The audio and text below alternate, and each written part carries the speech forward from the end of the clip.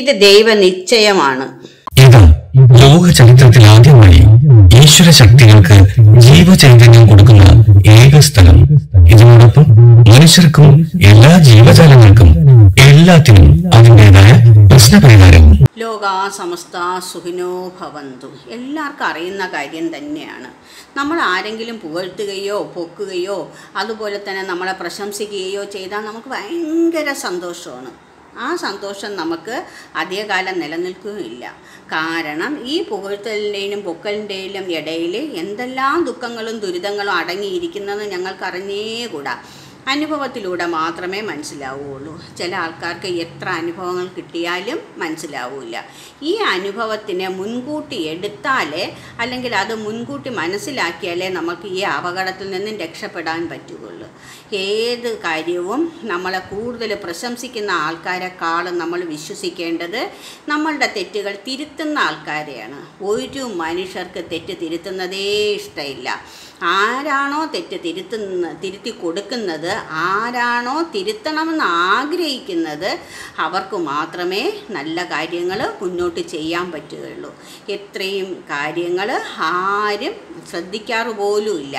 തങ്ങളെ പുകഴ്ത്തുകയും പൊക്കുകയും ചെയ്യുന്ന ആൾക്കാരോട് ഭയങ്കര ഇഷ്ടവും തങ്ങളുടെ തെറ്റുകൾ തിരുത്തുന്ന ആൾക്കാരോട് വളരെ വെറുപ്പുമായിരിക്കും.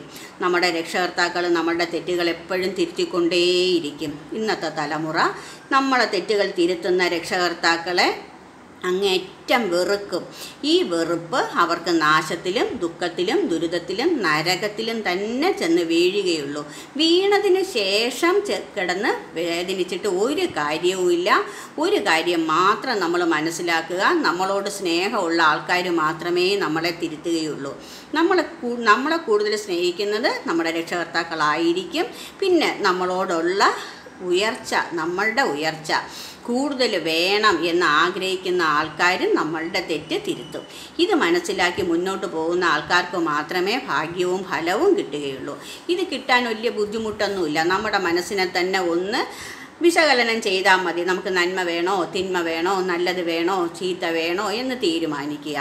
മറ്റുള്ളവരെ കുറ്റപ്പെടുത്തുമ്പോഴും അതിൽ കുറ്റം ഉണ്ടോ ഇല്ലേന്നും കൂടെ നമ്മൾ ആലോചിച്ചിട്ട് വേണം ചെയ്യാൻ. എല്ലാവരും തെറ്റുകൾ മാത്രമേ ചെയ്യുകയുള്ളൂ, എല്ലാവരും ശരി മാത്രമേ ചെയ്യുകയുള്ളൂ എന്നുള്ള ചിന്ത വേണ്ട. തെറ്റും ശരിയും തിരിച്ചറിയാനുള്ള ബോധം മാത്രം വേണം. അതെപ്പോഴും ഉണ്ടാവും. എല്ലാവർക്കും അത് ഉണ്ടാക്കി കൊടുക്കാനും ഭഗവാന് കഴിയും. ഈശ്വരൻ്റെ അനുഗ്രഹത്താൽ എല്ലാവർക്കും ഈ മഹാഭാഗ്യം നേടാൻ കഴിയും. എല്ലാവരും ഇത് നേടിയെടുക്കും. ലോകാ സമസ്ത സുഖിനോ ഭവന്തു. എല്ലാവരും ഇതെടുക്കണം. ലോകാ സമസ്ത സുഖിനോ ഭവന്തു. ഇത് നിങ്ങൾ അനുഭവിച്ചറിയുക.